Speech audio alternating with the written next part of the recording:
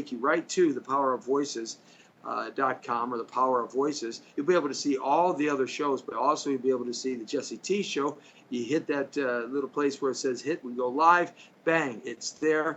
And it also will bring up the visual and TV feed, the digital TV feed, as well as we broadcast live out on the Power of Voices on Facebook, the Power of Voices on YouTube Live, UPeak. We're also on Stream Up. We through AVTV Live, we broadcast out on Periscope and live stream, Instagram and Snapchat. So we're covering a lot of different areas here. Anyhow, linguistically, English has been a language that has it's sort of like a pasteurization of all kinds of different languages. And I said 20 to 25 years ago to my friend Walter, my mentor in Brownsville, Texas, I said, you know, this English and this Spanish conversion is going to really take effect in about 20 or 30 years or so. And sure enough, it has. It's been about that long. And we're seeing all the top TV and radio stations in a lot of metropolitan southwestern and western cities are of the Spanish type. But now they're starting to convert into English. So we're going to start seeing this Spanish-English kind of hybrid in our entertainment. We're already seeing it in music, dance music, rap, hip-hop. We're seeing it in popular culture. We're seeing it in dress and fashion. We're seeing it in TV and newspapers and journalism and entertainment. And Michelangelo, they actually developed a series of TV shows called Redemption that they actually right from the beginning have converged this English and Spanish with the idea of being able to place that into a TV station or a TV format or a cable outlet that will allow them to do the Spanish and English setup here in that respect. So that's going to be kind of an interesting little conversation we're going to have. He's got a special showing of his trailer coming up in a couple of days. But congratulations to the women's gymnastics team in Rio de Janeiro. My goodness, that beautiful, young, lovely, powerful, strong gymnast. I'm not going to pronounce her name correctly. Correct me if I'm wrong. I think it's Beal or Bile. She is like the most powerful gymnast women's gymnastics has ever seen. The elegance and the strength and the explosiveness and the control. Wow. They took gold straight across the board. And so congratulations to the women's Olympic gymnastic team today. They took gold. I don't know if you've been following any of the Olympics. It doesn't seem like the Olympics this year are something that everybody's really into or following. I mean, our men's soccer team's already got blown out. The men's basketball team is blowing everybody out, of course, but there are certain sports where some of the American men and women have just not done well. But as we move to track and field and the different field events, I think that might change. Women's soccer, they're kicking butt and asking questions later. They're doing a great job. But we're looking for that Brazil-American game coming up soon. With women's soccer, women's volleyball, it's doing well. The team is doing great. Men's swimming, Michael Phelps won his 19th gold medal. Meanwhile, he was on stage with a young man who won his first gold medal. That poor young guy just was overwhelmed with emotion. That's so beautiful to see, especially when they play the national anthem, the Star Spangled Banner. I just love that aspect about Olympic sports, like no other. Not even amateur sports, though that's considered amateur. But there are a lot of pros that are playing in that now. But when our national anthem comes on, I just love seeing the emotion of what folks are doing, and because they've practiced their whole life to have that moment. So that's really a wonderful thing to see. Rugby, I'm looking forward to. They got rugby in the Olympics this year for the first time. It is a great sport, and that Fiji team, I got a glimpse of them this morning as I was getting ready to go to the office. That Fiji team, they got a cat on there that's like 6'7". I mean, this guy looks like the Incredible Hulk that can run, 1,000 miles an hour. This guy's so powerful and so strong. He's just unbelievable. That Fiji team is a team to look out for. I don't think the Americans have a team. I think they got blown out pretty quickly. Rugby isn't an American sport, but I love rugby. I love when they do the professional leagues. They do the hookah, the hookah dance, roar, dur, dur, dur, roar. I love that. I love that when that happens. I just love to see that both the teams just man, you talk about inspirational. I'll post that stuff up on my Facebook page all the time. But let me see. We have, of course, we have other field events coming up, and we have the track and field stuff. So as the gold, silver, and bronze medal counts continue to escalate, America's doing pretty good in that respect. Judo, I'm looking forward to. There was a gentleman today who he was an MMA specialist, black belt Brazilian Jiu-Jitsu, but they can't use any of that in judo. But he was just awesome. I saw him in an earlier bout today. Just awesome. Boxing's coming up. Fencing the other day was terrific. America has the world champion, the best fencer in the world, and we're going to see how he does. Fencing, of course, is sword fighting. Like that. Boom, boom, right? So that's kind of cool. So not a lot of people seem to be into the Olympics this year, maybe because it's in Rio de Janeiro, and there was a lot of negative connotations about, the bay being polluted and the crime and the impoverished neighborhood it took over and all of that stuff. It probably had a lot to do with it, but nevertheless. Michael's online. We still cover the Olympics because these young men and women have given their life to do something that is so very special that very few people in the world can accomplish it. The things that these athletes can accomplish. It's unbelievable feats of expertise. I mean, I have a daughter who's a professional soccer player. She's a goalkeeper. She's played for about 3 seasons now, and she's coaching a lot now here. NCAA Division I goalkeepers and such, and so I understand what it takes from a father and from a family person, the commitment that these young people give in that respect. But hey, you're listening to thepowervoices.com, and kind of a little bit of a lighter show today. We've been beating everybody up here political-wise for the last couple of weeks, so I thought I'd take a little step back for a moment or two and have a little fun in the first half hour and talk to a couple of folks that I think will be interesting. And one of the guys I reached out to a couple of days ago was writer, director, producer, actor, Michael Angelo. And hey, Michael, what's happening, buddy? What's good, brother? What's good, man? Well, you're good, man. I mean, I thank you for joining us here at thepowervoices.com as we broadcast live on the radio to hundreds of thousands of people across the nation and globally on our digital format, as well as our live digital TV network. So I appreciate you taking a few moments out of your busy day to spend some time with our viewers and our listeners. What's happening with the newest project called Redemption? Tell us a little bit about this. Well, basically, we're going to have the teaser trailer showing tomorrow. Got a little red carpet going on at Trevinos in West Covina. Red carpet from 7 to 8, going on to 2 o'clock in the morning. They get free salsa lesson for an hour. And then we're going to show the trailer of our new television show that we've created called Redemption Process. It's a very interesting show. It's in Spanglish, a great cast, wonderful actors.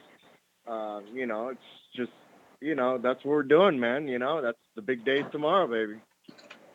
Well, that sounds great. So tell me about Redemption and a little bit about it. I mean, tell me about what it's about. And there's somebody that's going to walk behind me right there.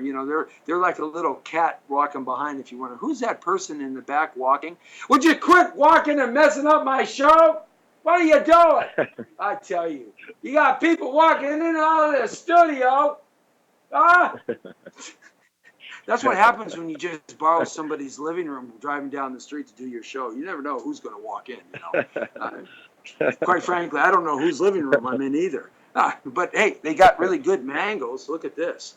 That looks like really good mango, Anyway, so tell me about Redemption. I mean, give me a little storyline about kind of what it's about and why you came to the process of writing this particular story. A lot of in the story has to do with true life experiences that I've gone through and that I've seen and I've witnessed. And basically, it's about five former officers that were corrupt, and they all got sent to different federal prisons throughout the country. And somehow, a politician from congressman wants to become, or a senator, I'm sorry, senator wants to become the first Latino president of the United States, and we call it the beast, the corporation. And he puts the squad together, and we go out there and just rob all the dope dealers and all the shady businesses and everything, all to fund his campaign. So it's got this little political override, this political intrigue that's kind of built into it. That's quite a timely thing with all of the politics going on now and all the trash talking both the RNC and the DNC are doing at each other, you know? Well, yeah, absolutely. We don't only just want to entertain, but we want to inform of what's really going on in the system today, and and there's just so much corruption and so much lying going on, and the politicians it's just gotten so out of control. And then you got officers killing innocent folks on the streets, which has been going on for a long time. It's just now coming to light because everybody's got a phone camera and so to speak, and these things have been going on, and I don't think it's a matter of I don't think it's a race issue at all. They say Black matters, Black lives matter. That's all great and dandy, but all lives matter, and it's not really a race thing. I think it's a government thing over the people, and they just continue to turn the screws on society and Americans, and they're just making it tougher and tougher and making it harder and harder, and it's just it's a real, political fiasco. I mean, these people are lying to us, and it's clear that they're lying to us. We're finding out every day, and yet people still, want to go along with the facade. You need to wake up. America needs to wake up. These type of things, can start a revolution in the future, because of all the corruption that's involved with the court system, the cops, the government. I mean, it just goes all the way up the line.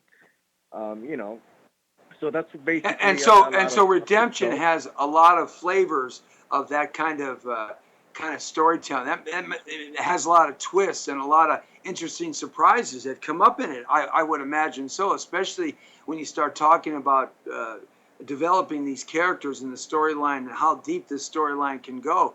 That must be an exciting thing to put together. Oh yeah, there's definitely so much information. I mean, right now we're in a position where they're trying to decide, oh, well, should we make it a movie? Should we make it a television pilot? I said, well, if we make it a movie, we couldn't tell the story in 2 hours. It's impossible. If we make it a television show, I could go the next 10 years getting in deep into the story with the characters and all the different twists and turns. It's kind of like a Sons Anarchy meets The Shield, or Entourage meets Serpico, that kind of thing. So it's got different elements and different layers of it, and the characters' backstories and how we flash back to, when they were corrupt, cops to begin with, and then they get, extracted from federal prisons around the country, and then they go back out and do the same thing, but now they're doing it for the government because they really don't have any choice. So it's kind of like a very, very interesting story. So tell me about the cast and tell me about the part that you play. Well, my character is Lieutenant Chulo, and basically my background is kind of like a leader of the old Rampart, division of the LAPD, where I was a leader of a unit, and when like the anti-gang unit or something like that.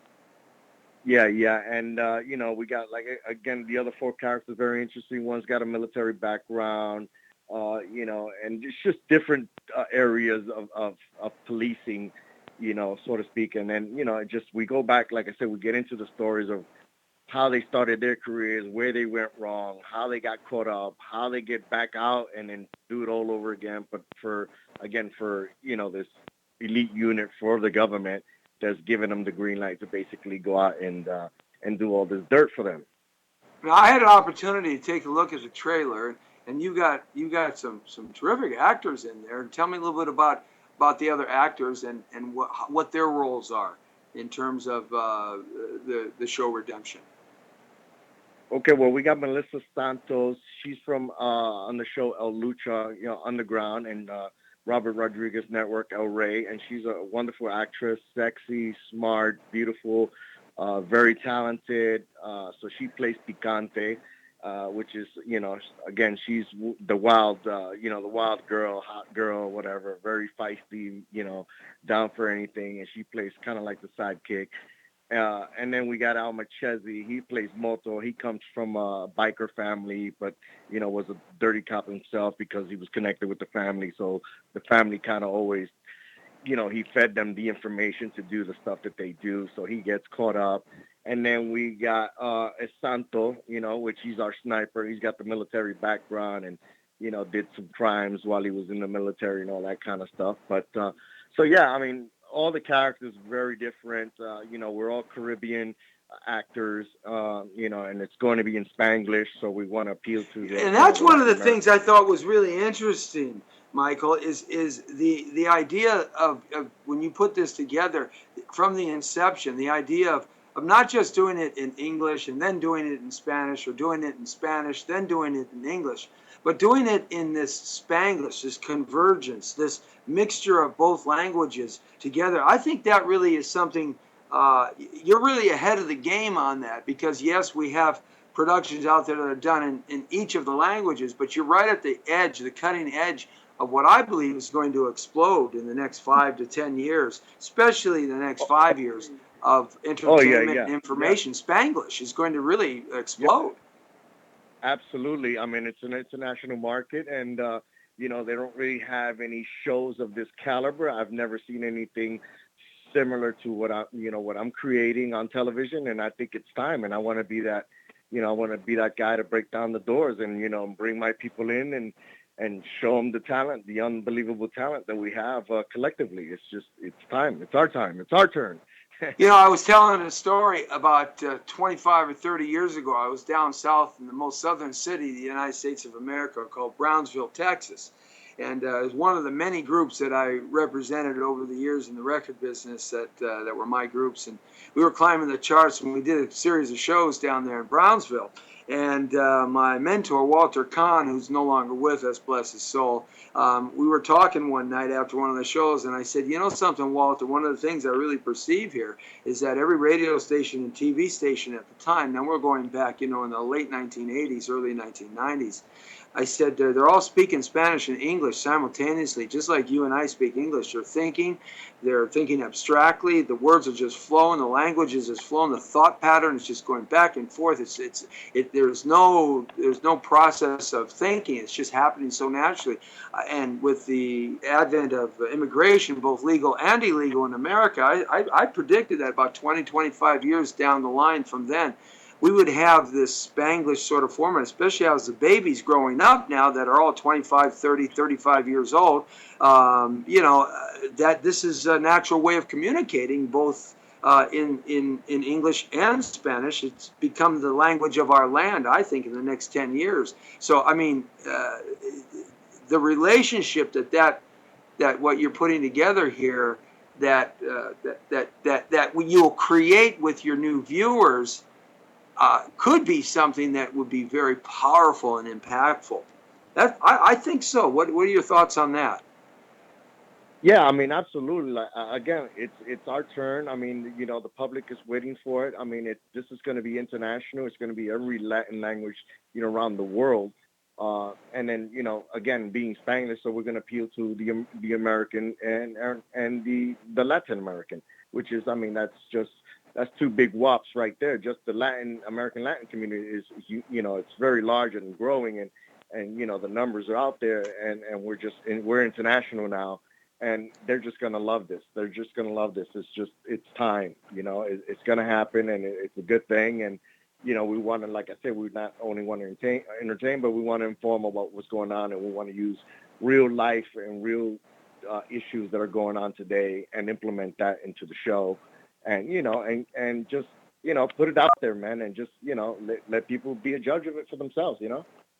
That's terrific, man. Congratulations to you. Let folks know right now what's happening, where they can come and be a part of the festive event that you're about to put on here, the red carpet. And let them know, how they can get in touch with you.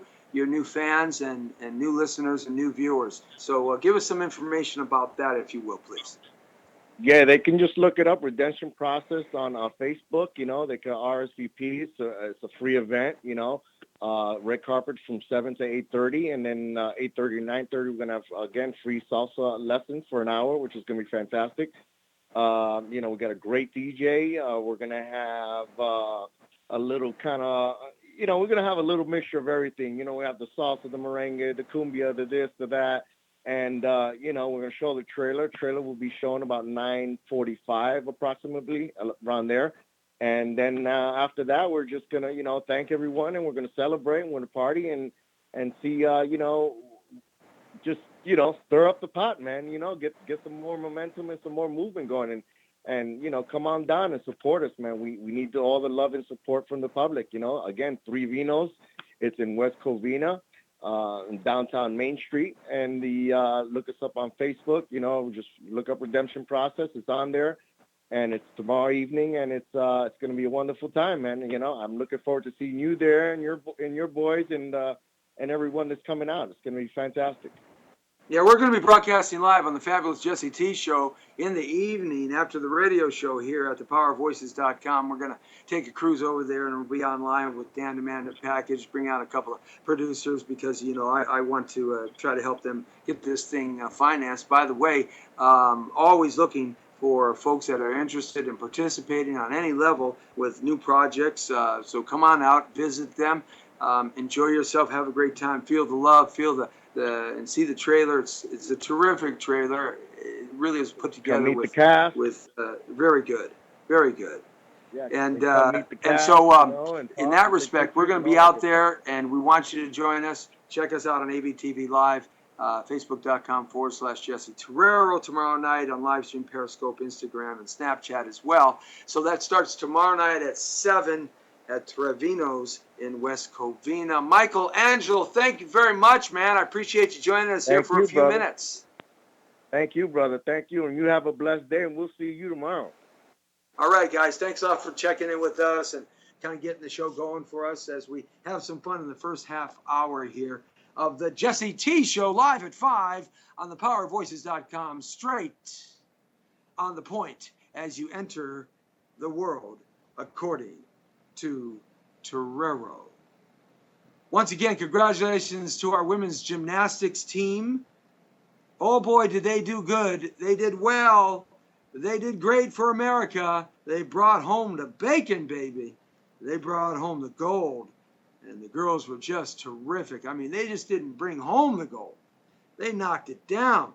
They knocked it out there in Rio de Janeiro. Congratulations to the American ladies. Let's check out right now and see what's happening real quickly before we jump off into the next topic here. We got a few things to cover. Just want to see what's happening there in Rio de Janeiro. I'll get you a quick update as you're driving wherever you're going. You're on the air and everywhere with us. From the community to the world, it's Jesse T with you as we check out what's happening on the Olympic scene at this point coming from Rio de Janeiro. I was talking about earlier that it doesn't seem that the Olympics are as big of an event as they seem to always be. NBC's carrying a lot of that on multiple channels. They got about 8 channels on cable and such, but it just doesn't seem to be the buzz around America about that. But something, we have to support these athletes because they've dedicated their whole first part of their lives to be good at something, to be great at something, and it's something that we should support. I mean, these young people are just phenomenal people that have denied themselves the late night going out, the fun, all the things that the same people their age, they've denied themselves for their ultimate goal and their reason for being on this planet Earth, and we really have to support them in any way we can. So tune on, watch some of the gymnastics, watch some of the fighting, watch some of the different sports programs, the track and field, and get out there and support these athletes, whether they're from America or not. I think it's important to look at all of these young people and say, hey, we're there. We're watching you. We love it. Great work. You're doing fantastic. So let's kind of check in right now and see what's happening here in the Olympics in Rio de Janeiro as we kind of move on here to a couple other things. Let's see here. What do we got going here? Let's see if we can get some. See if we can get a medal count here. That's what I'm looking for right now.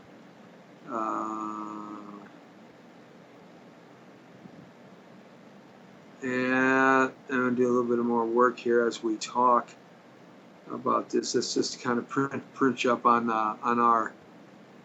our trusty dusty hookup here and get a medal count of the Olympics at this moment. All right, here we go. Just some brief update here. China has gotten 8 gold medals so far, 3 silver and 6 bronze. The United States has 6 gold medals, 8 silvers and 8 bronze. Australia is at number 3 with 4 gold medals, 0 silver and 4 bronze.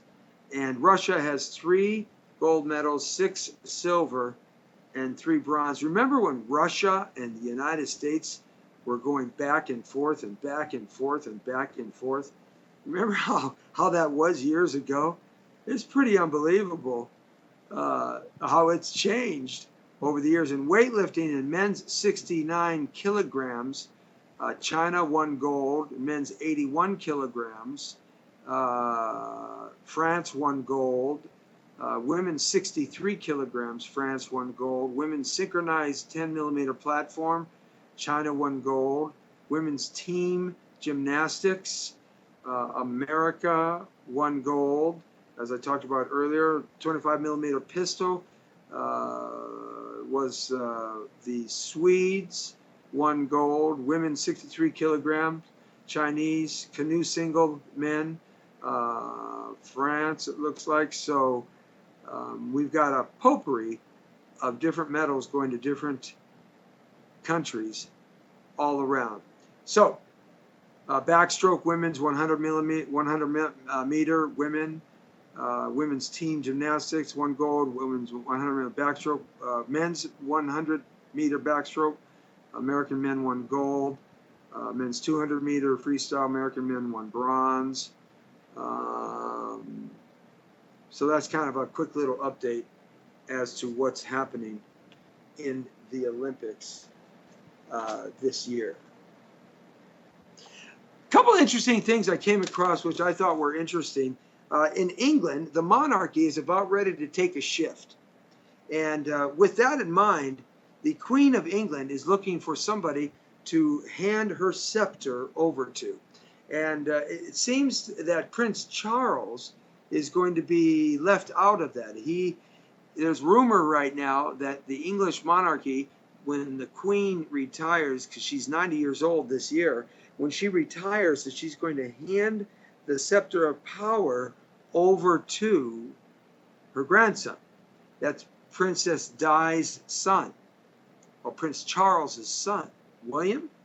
That Charles is going to step aside and let William and his wife become the king and queen of England. And that has Prince Charles's wife, the lady he married after Princess Di was killed, as far as I'm concerned. She was murdered because she served as a surrogate person to bring new DNA into the monarchy bloodline, because the monarchy system, they are such an incestuous bunch of lowlifes, in my opinion. I can prove that at another time, but they certainly have a lot of information out there in the public forum about how disgusting these people act amongst each other and their family, that every now and then they need to bring some new blood in there. And they're going to turn the kingship over to Prince William, which I thought that to be very interesting, because the new Rothschild that is part of the English Bank or the Bank of England that we talked about yesterday a little bit with Edmund Droulet. The Rothschild elder passed away a few years ago, and his son took over the reins, who is about 10 years older than Prince William right now or so.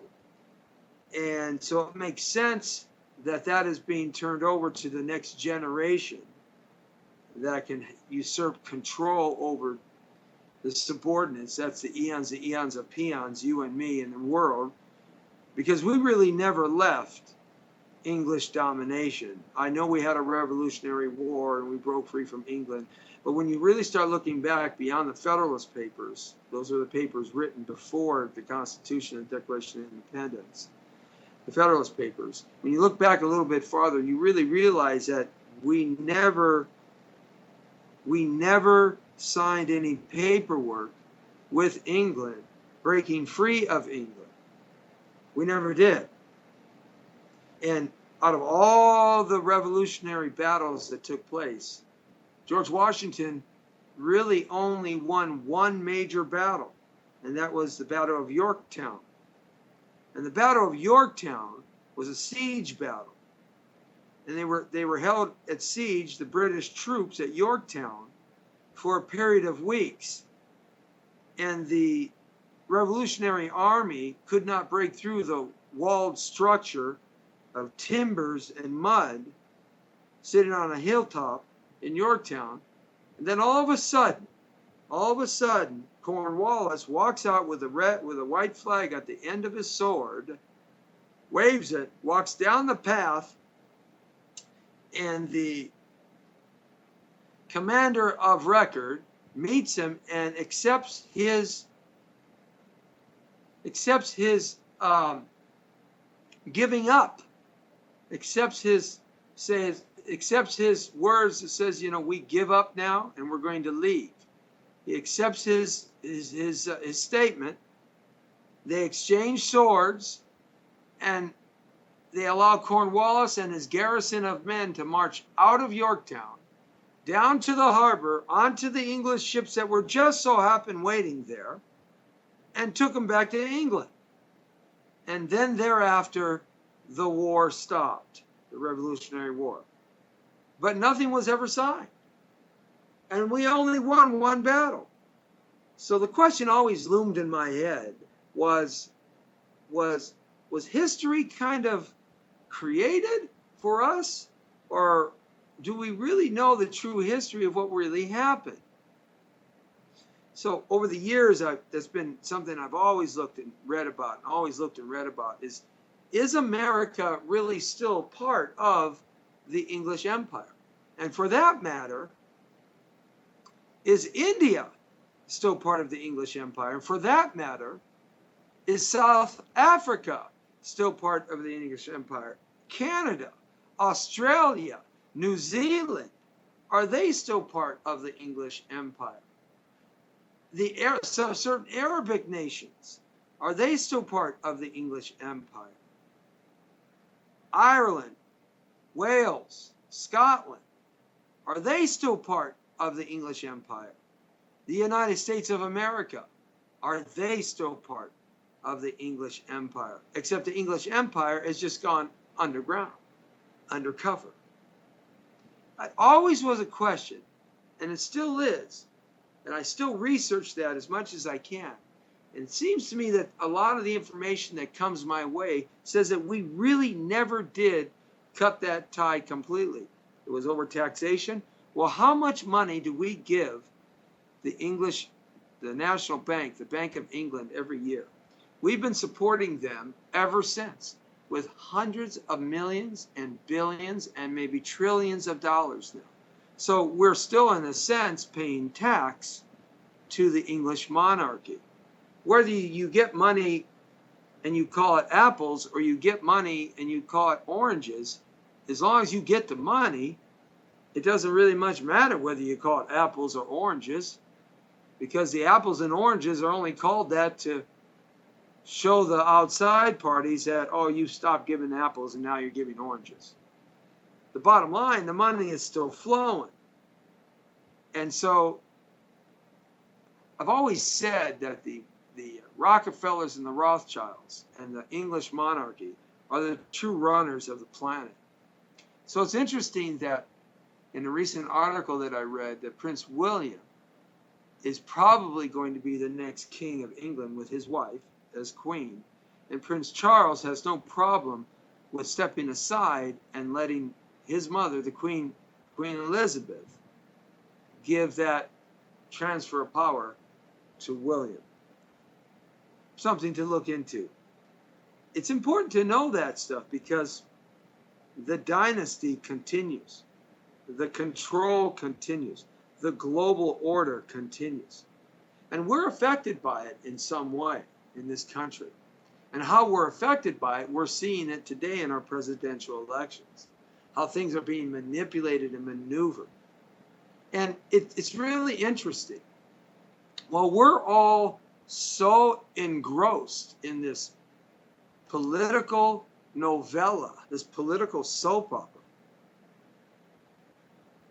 Secretary of State John Kerry signs a paper, a contract with the United Nations banning guns and certain gun law restrictions with the United Nations that is directly against the Second Amendment here in America. So in other words, the United Nations is a unity of nations. And they're called upon to go in to keep peace, to help in humanitarian aid, etc., right? But they have certain powers that the nations united together vote on.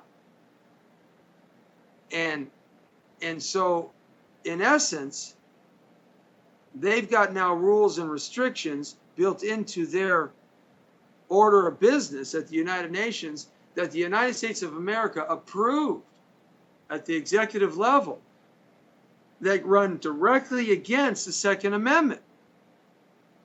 Now, what does that mean anything to you and me? Well, I don't know if you haven't been watching. There's been a lot of United Nations vehicles running up and down the freeways of the United States of America. You can just go online and see all the people who put their cameras out there. Like Michelangelo said, everybody's got a camera now on their phone. And just see trucks and trucks of white trucks that look like SWAT trucks and armored vehicles with UN painted on them on backs of railroad cars and going down backs of trucks on freeways and driving down freeways. Never used to see that before. Why are they in our country? Why are they even being established and spread around our country, the United Nations supplies and materials? I don't know what that means. Hey, it might mean something, it might not mean anything. I don't know. All I know is that stuff is signed while us, the American public, are over here looking at this. And that sort of seems what they do so eloquently and so well. Janet Jackson, did you know that Janet Jackson, she has been around the music business her whole life? And she was only 7 years old when she first joined her family on stage. Is that amazing? I came across something about Janet Jackson. I would have never, I didn't think about it.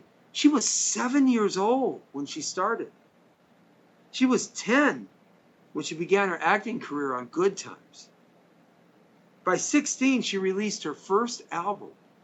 Unbelievable. The talent.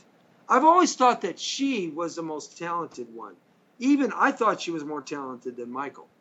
Though Michael was the first and very talented, I thought Janet Jackson was the most talented, in my opinion. But that's just my opinion. By 19, she was married and divorced, and she didn't have much of a childhood either. And I mention her because the Jacksons, that musical dynasty, is just continuing to go on and on. And she has a new album out, and it's pretty darn good. It's not bad. And as she's out back on the music scene. But when you start thinking about family dynasties, like the monarchy, like the Jacksons, like the Bushes, like the Clintons, these family dynasties that go on in their respective professions and respective fields. As they have more and more power and control, and this web expands out and out and out, it makes you wonder. It just makes you wonder, how much control do we really have? If you have these dynasties, there's so many dynasties. The DuPont dynasty. There's so many dynasties out there. The Monsanto dynasty, they were originally started. The Gates dynasties that they're started. How much say so in the things that we really do? How much say so is there that we have really a card in? Is there really that much that we can really move and shake, and that we can really turn for the better? So movies like Michelangelo, the movie that he's doing, or the TV series Redemption, it kind of exposes this kind of corruption. The films like the Banksters, yesterday we talked about it with Edmund Droulet and his Banksters movie, Madoff with America, exposing the ties to Bernie Madoff and how his tentacles were just so far out there. These type of cartels that are out there just lead you to think, how much do we have in the process of picking our president? I mean, think about that for a second. Our president comes from a group of people that we didn't pick. They kind of were placed there. So on the Republican side, there were 17 of them. And then we had the chance to pick amongst the 17. But they would have been fine with any of them because they were placed, including the Republican nominee. On the Democratic side, there were 3 of them when they started, remember? And then there were 2. And we now know that the system was totally rigged against Bernie Sanders. So the burn got some water thrown on it, and it became the flood instead of the burn. So he got derailed, he was bushwhacked. Those superdelegates would have never voted for Bernie Sanders. So that's kind of a rigged system. And then he laid down for it, right there in front of the national media and at the DNC. So, I mean, but we had some to pick from, but they would have been happy with any of them, though they knew the one that they wanted was Hillary Clinton. So how much do we really have in the say-so of our president? Really not much. Because now they move into the electoral system, which we really don't have any control over. See, the president, it's not a populist vote. The populist vote is in the nominating system. But in the presidential, it's an electoral vote. So no matter what we vote for, we may not get what we want. When you start talking to the points of corruption and control, have we ever really gotten what we want? Has the American public ever really secured a political agenda that behooves their best interests since the end of World War II? Maybe Eisenhower did, but he was riding the crest and the wave of America rebuilding the planet. So Eisenhower probably did. Who else did? I don't know. Maybe that was the last one. That was the last president. That was a president before JFK, if you don't know. Have we really gotten who we thought? I propose to you that we have very rarely gotten who we really think has the agenda of the American working man and woman. I propose to you that our politicians are handpicked for us, that they don't really care which way it goes. I propose to you that this show that we see is a song and dance routine. I propose that even though I'm supporting Trump, because he's not the liar that Hillary Clinton is and the killer that Hillary Clinton is. I propose to you that not much will change. Maybe a little bit will change, but as major change, is it really going to happen? Depends what kind of Senate and Congress that Trump gets. It depends what kind of Senate and Congress that Hillary gets if she wins. Hillary Killery, that's what Edmund Droulet called her yesterday. So, do we really control, do we really have the opportunity to set the course in this great nation? Or is this just hyperbole and blowhards, just saying what they have to say in order to get power in a certain position? You heard about the family suing Hillary Clinton now. You heard about that for the Benghazi deaths. I mean, finally somebody's going to step up. That makes sense. I mean, wouldn't you? If you felt you could prove that someone's indecision caused the death of your son or your daughter, and that decision that your son or daughter was waiting on was their boss to make the right decision, wouldn't you think about suing them? Well, two families have. They've risen to the scene, and they're going to sue Hillary Clinton. Rightfully so. We'll see how that pans out. How can we vote for people that blatantly act a certain way in front of us, and how can we still believe in who and what they represent? How can people say, well, they stole money out of my pocket this time, but they're not going to steal money out of my pocket next time? They're not going to do it because they know better. Yeah, they know better how to steal money. There's a new book out by Dick Morris. You know who Dick Morris was. Dick Morris was a guy who was an insider in several presidential campaigns and several presidents. And he put up something in his new book, 10 Reasons Why You Should Never Be President, Mrs. Clinton. Number one, he says that she's shown her inability to be commander-in-chief. Very few people have had a dry run. She had it with Benghazi. And she failed the test miserably. Number two, according to Dick Morris, she is a compulsive, pathological serial liar. She's been embellishing for the last 40 years, covering up corruption, incidents, and making up self-faked stories about herself.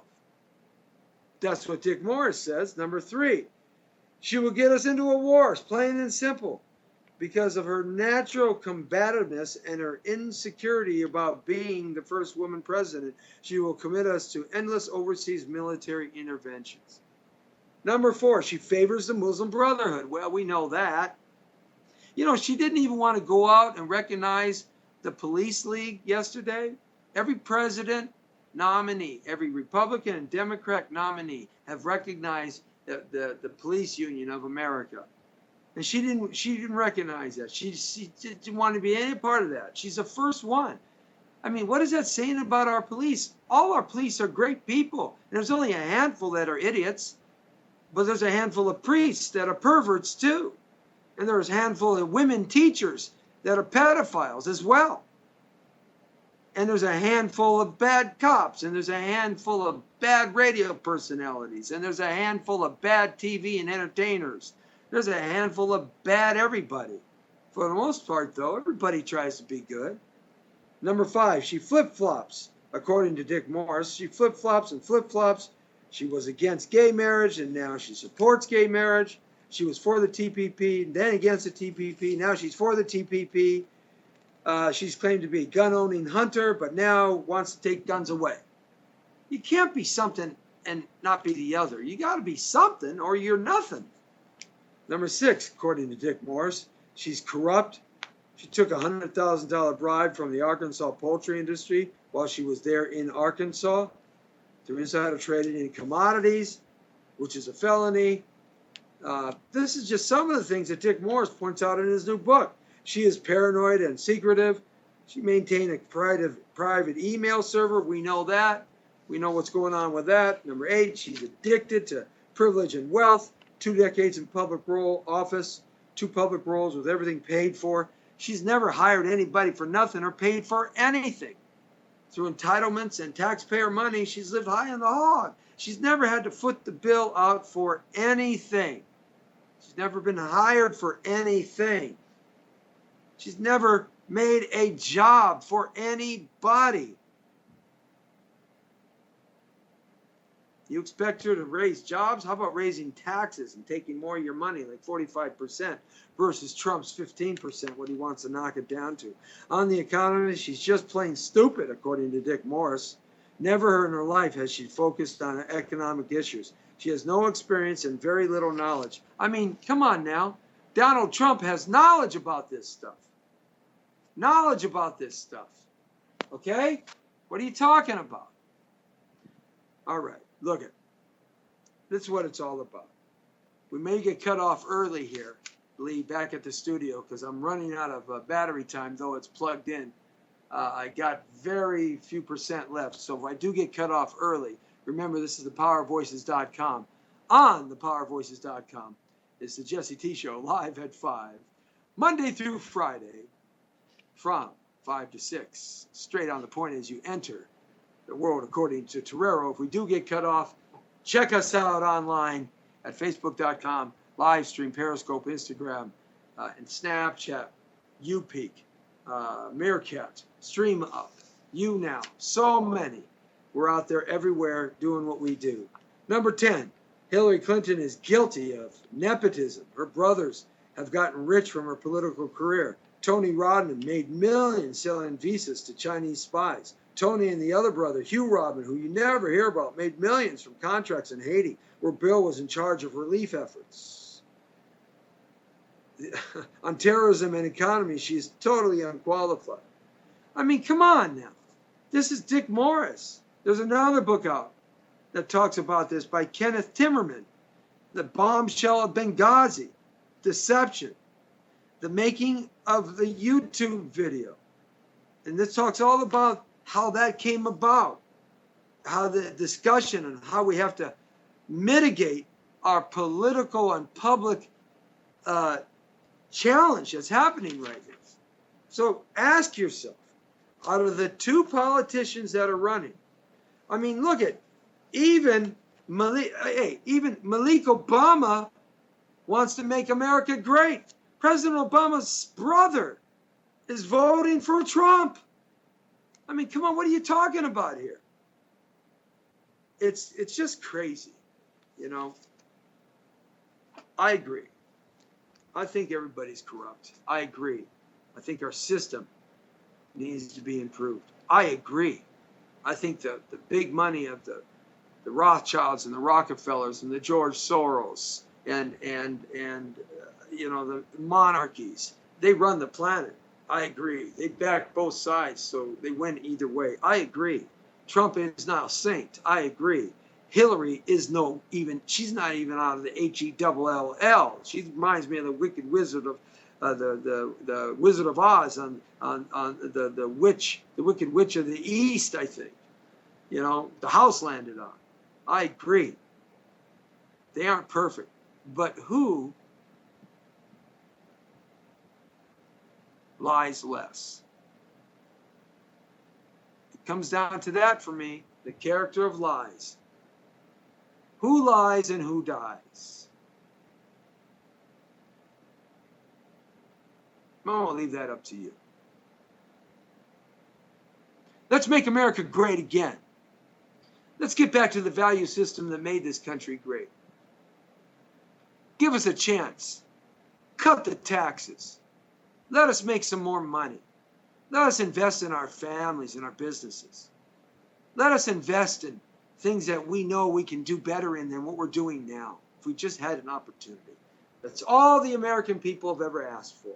Just a chance to win, a chance to be a winner, and a chance to work hard towards winning. It's that simple. Have a great day. It's the Jesse T Show. Live at 5, baby. That's right. The world according to Rero. Straight on the point. Always remember, Jesse Terrero. When the Brown Beauty is on duty, the Brown Beauty is now off duty. See ya.